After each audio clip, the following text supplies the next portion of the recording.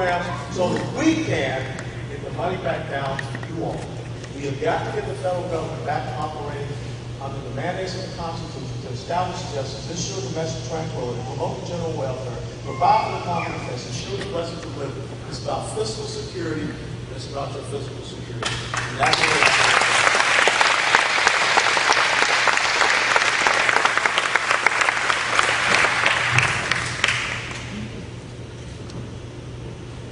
Alan, thank you for coming today. I think I had to. A question about the oil spill. Governor Christ just recently said that Obama and his administration, he was very happy with the way they dealt with this oil spill. I was just wondering, what was your take on the governor's response, and also tell us what's your stance on offshore drilling? You know, the thing is, what we have to realize is that energy resourcing is part of this 21st century battlefield. We cannot continue to have our nation held hostage to countries that don't mean the best for us. When you look at OPEC, OPEC is nothing more than autocrats, despots, dictators, and theocrats. And that includes Venezuela and many countries that don't mean us well. So this is about developing the full spectrum of our resources. From the oil, from natural gas, to the coal, to the nuclear, down to the renewables, biofuels, solar, and wind. We cannot have a moratorium on oil drilling. What we need to do, I'll give you a great example. I was an artillery officer. And if you're out on a training exercise and you're firing artillery, and then all of a sudden one of your 24 guns fires out of sync, which means the round landed outside the impact area. You don't say that's it. The United States Army is never going to have artillery again. What you do is you say ceasefire freeze. And you go to the gun that fired outside of sync. And you investigate and look and find what were the procedures that they did not properly execute. And once you understand and isolate that, then you go to those other 23 guns and make sure that they understand those procedures. And then you go back to this gun and you say, you guys need to go through a quick retraining, but you're going to get back out there and fire again. And once you've gone through those processes, then you approve your artillery battalion to go back to training and to firing. So what we need to do is understand that there's a checklist and we need to come down, look at these fail-safe measures, and make sure that whatever possibly happened on Deepwater Horizon, and even the recovery of it, and where a lot of people believe we fired too much water on the platform, that's what's something. But you need to do the AAR, the after-action review, and apply those corrections so that we can continue on. We can't put these people in Louisiana out of work. They're asking to go back out there and work. So that if we say the United States is going to have a moratorium, that doesn't apply to Saudi Arabia, that doesn't apply to China, that doesn't apply to Venezuela, that doesn't apply to anybody else that will come into the Gulf of Mexico and continue to do oil drilling. We have got to get ourselves away from Saudi Arabians and others. So that's what I think we have to have.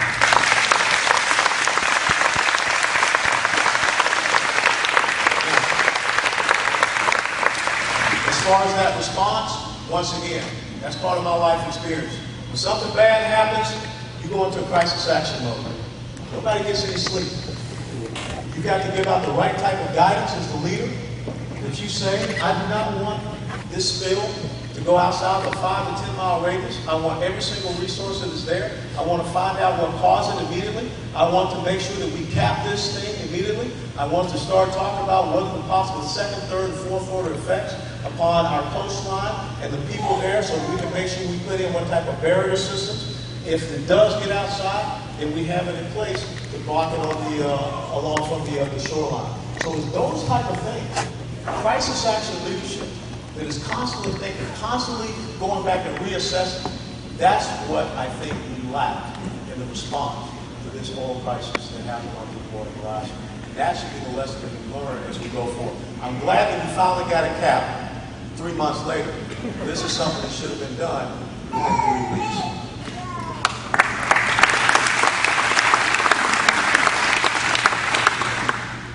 This country is so divided right now, not by our own doing, but by the powers that be in Washington. And instead of, I wish the NAACP was what they went down. See how many white folk are rooting for you.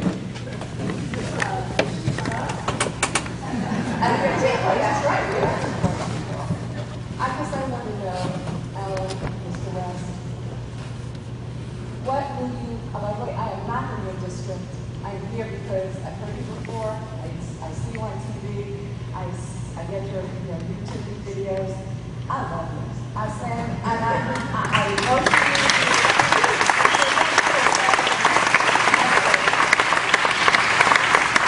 What I want to know is what would you do? Because I'm very emotional about this. It saddens me that this country is being ripped apart by the president and by others. It's not right. What we can do to heal us. It's very simple.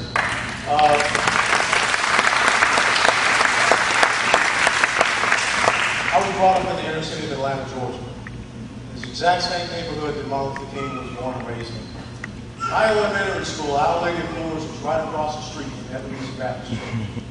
So every day I saw that symbol of strength. And I always remember these basic words, that America will get to the point where it is about the content of character, not the color of skin.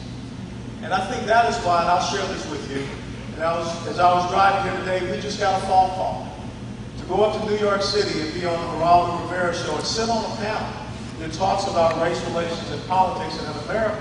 Because the thing is, I don't see myself as African American, Black American. I see myself as an American.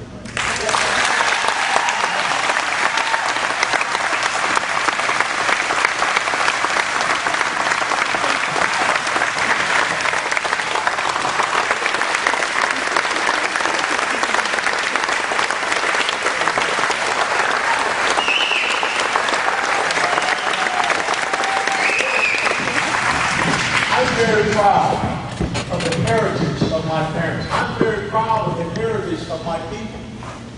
But if you stick a knife in me, it's going to come out red, white, and blue. That's the most important thing.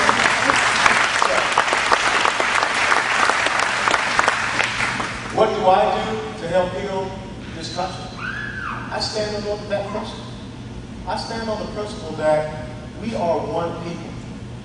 We are one nation, under God, indivisible, with liberty and justice for all.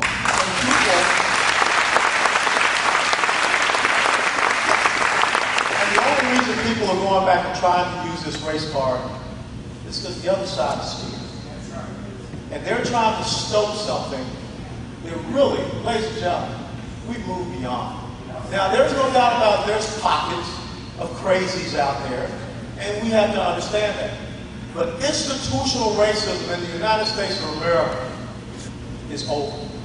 Because as you just said, there's no way that I can stand here that America was, as Eric Holder said, a nation of cowards, which is a reprehensible statement that he made.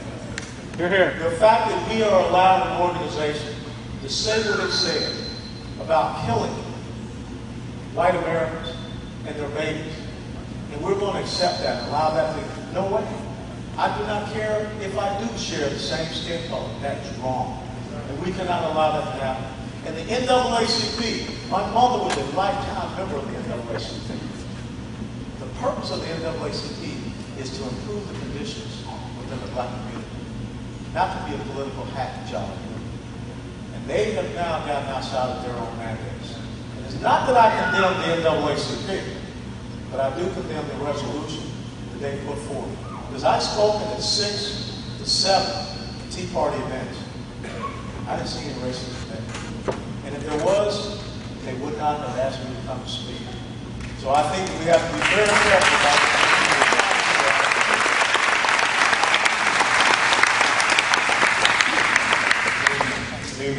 One of my greatest concerns for my children and the nation as a whole moving forward is that the government seems to be catering to a specific religion, the religion of Islam.